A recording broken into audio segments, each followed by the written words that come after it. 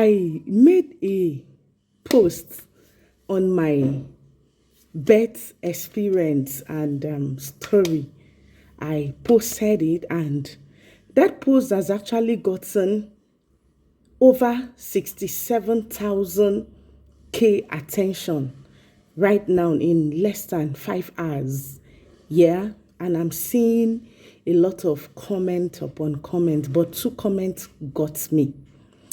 One of the comments that actually got me, I'm going to attach the comment here, is one of the comments that said that her approach makes me go over the comments again and again because her approach was moderate, devoid of judgment, devoid of insults. It was more of what she thinks and is her opinion, and it's okay. She didn't insult me. And she asked that she wonders how my amniotic fluid could, break, and I didn't know. Yes, prior to when my amniotic fluid actually broke, I could no longer control my urine. Like, I can just stay and in fact, I won't even feel the urge to urinate anymore. So I was now using thick clothes. So the only time I knew I've urinated is when that cloth is soaked. That's when I will know that I've actually urinated. That's number one. Number two, during antenatal, we were taught, I was a very attentive student. I don't play. I don't joke. In fact, I had a notepad and a pen. At times, I will use my phone to type sensitive information because I was a first-time mom. Aside from that, there were people I was in close interactions with. In fact, I even paid for this group on WhatsApp where I joined for pregnant women, guidance and everything, for you to know that I was not, careless. On this morning, during antenatal, we were taught about show. I can never forget it. Now, they told us that show comes with a light blood. It comes with mucor. It comes with pain. Yeah, when I woke up on this Friday morning and I saw plenty water like pouring, I was like, I'm not up to 10.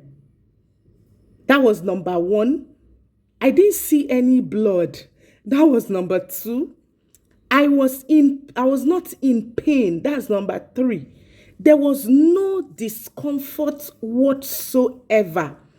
And the following week, which was Monday, I was supposed to start my 2 weeks antenatal. Yes, I have appointment that Monday. This happened on a Friday.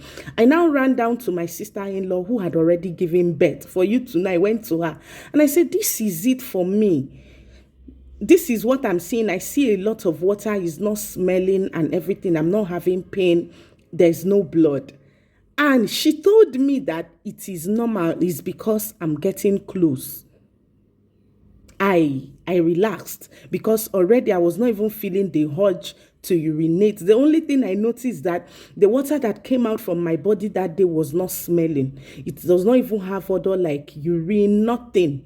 There was it was odorless. But since I was not having pain and my due date was still like 5 weeks ahead, I relaxed.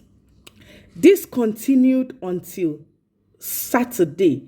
Saturday, when I woke up, I told my husband, I need to go to the hospital. This water is much, even when I'm not feeling pain. That was when I called someone I had connected with in the hospital, and the lady said, run to the hospital, your water had broken. I was like, water broke? I've not had pain. I've not had anything. I'm as okay as the word okay itself.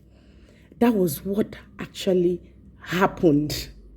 Then the second comment that provoked me, the person was saying badadash, like the person was trying to, I will attach the comments here, was saying trash. The first comment said something that touched me. She said, more awareness should be created for pregnant women. Yes, this is necessary. And this situation that I have just explained does not cause Down syndrome. I think that's what the second comment was trying to say, that this would have been avoided. Have you read about Down syndrome? I think you do not have idea. This is my experience. I am sharing my experience, and you can't actually take my experience away from me. I'm sharing it to create awareness, to let women know that you can actually go into labor without you seeing blood, without you seeing all those mucus they teach. Your water can actually be broken and you're still very much okay. You're still doing your normal routines without even knowing that your water has broken. These situations now did not cause Down syndrome. So when the person was saying it would have been avoidable, I don't know what would have been avoidable if the genetic condition that my son actually has is what would have been avoidable. The truth is that the situation was being saved and it was not late. As that when I got to the hospital, there was no amniotic fluid for my son in there. In fact, that place was dry. How this boy survived is still a miracle. And I know that God wanted him to survive for a purpose, because God wanted to use him to prove a point to people that look down on this set of people, to people that have labeled this set of people. I was confined in a space. I was told not to leave my bed. They told me not to stand up. They asked my husband to get a nappy bucket. The only thing I did was that I get up from my bed. If I want to urinate, I will urinate. I'll go back to my bed, because they were trying to manage the situation until I start having contraction. I was not contracting. So they wanted contraction to start before they now decide. I was not. Even when contraction started, I had to go back to 2 cm till around 10 p.m. And Derek's heartbeat was high. But the thing is, we survived. Yes, I'm a first-time mom. Just like the first comment said, more awareness should be created. Yes, more awareness should be created on certain things like this. I've just shared my experience to create awareness.